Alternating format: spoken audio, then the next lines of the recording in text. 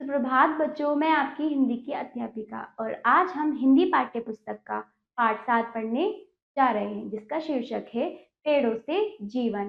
चलिए शुरू करते हैं।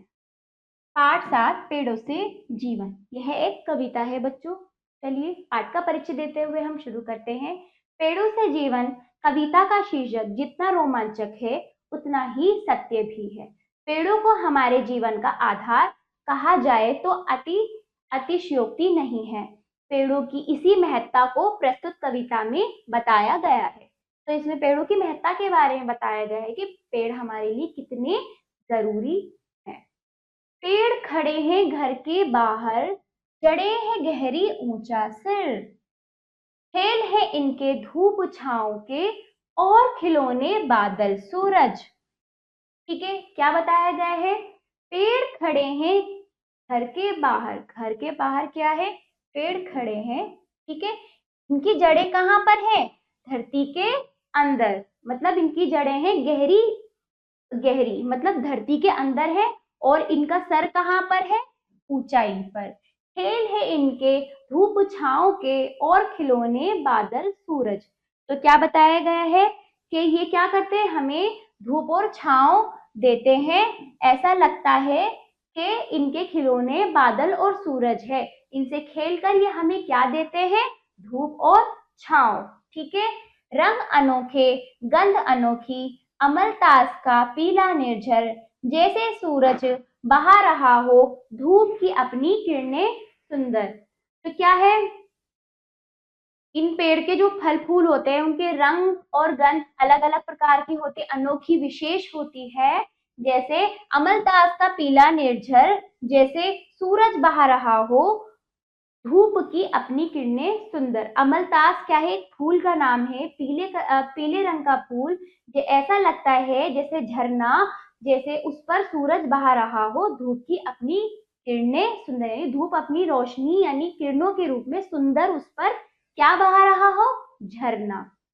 सजी है डाली गुलमोहर की, नाच रही है फूल पहनकर, लाल ओढ़नी उसकी देखो चमक रही है घर आंगन भर। तो क्या है? गुलमोहर का जो डाली है वो कैसे सजी हुई है? ऐसा लग रहा है जैसे वो गुलमोहर का डाली जो है नाच रही है फूल पहनकर।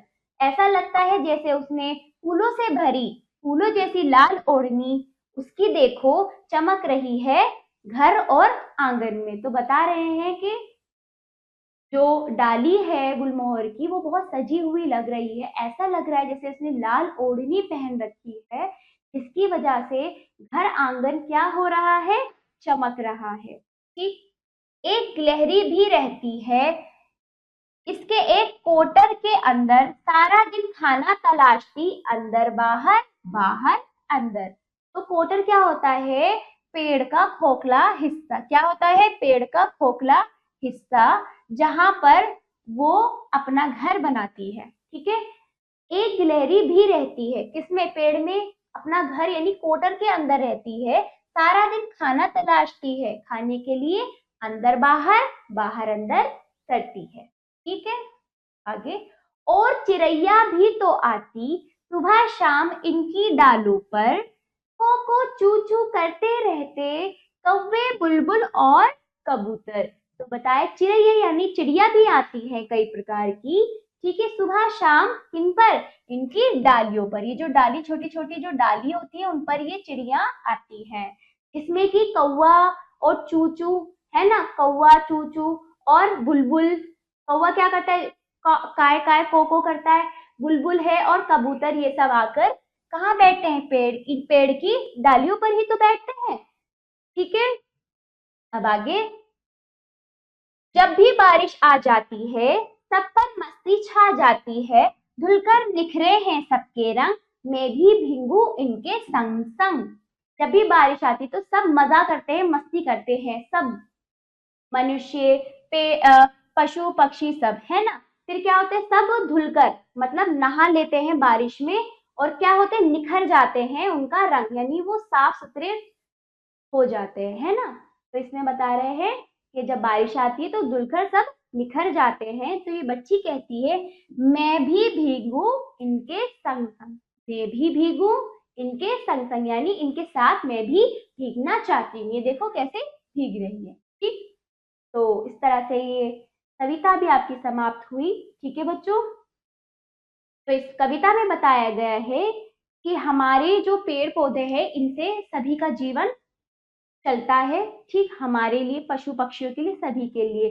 तो इनका संरक्षण वृक्ष संरक्षण करना आवश्यक है, इनकी हिफाजत का आवश्यक है। ठीक है, और इनको कटने से रोकना चाहिए और अपने घरों में पेड़ पौधे भी लगाने चाहिए। तो इस प्रकार ये पाठ हमें ये सिखाता है। तो चलिए आगे बढ़ते हैं।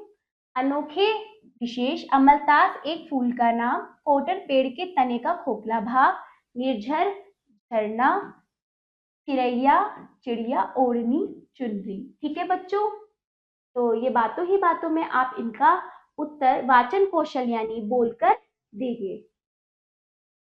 लिखिए क्या पढ़ा, जो भी मैंने आपको पढ़ा है उनका उत्तर इसमें आप देंगे। आप आ जाइए, सही उत्तर वाले गोले को रंगिए। पहला, धूप की किरणें कौन बहा रहा है? कौन बहा रहा है? सूरज। दूसरा देखिए, ख, गिलहरी किसके अंदर रहती है? किसके अंदर रहती है? कोटर के। तीसरा देखिए, गा, सुबह शाम कौन आती है? कौन? चिड़ैया। ठीक, मेल मिलाइए। जड़े, गहरी, सिर, ऊंचा, जो भी हमने कविता में पढ़ा है बच्चों वो हमें करना है। बादल सूरज, बादल और सूरज क्या? खिलौने। लाल ओढ़नी, गुलमोहर। पीला, पीला निर्झर, अमलता, बारिश, मस्ती। ठीक है, तो ये भी आपका पूरा हुआ। अब पंक्तियों को पूर्ण करिए। तो देखिए, पढ़िए इसको, सजी है डाली किसकी? गुलमोहर की।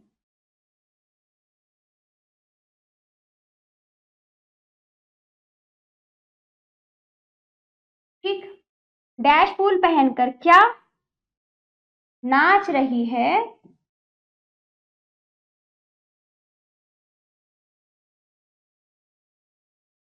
नाच रही है फूल पहनकर। ठीक है, ये लाल ओढ़नी क्या है? लाल ओढ़नी उसकी देखो।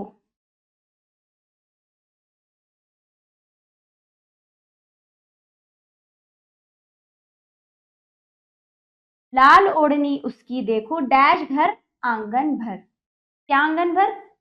चमक रही है।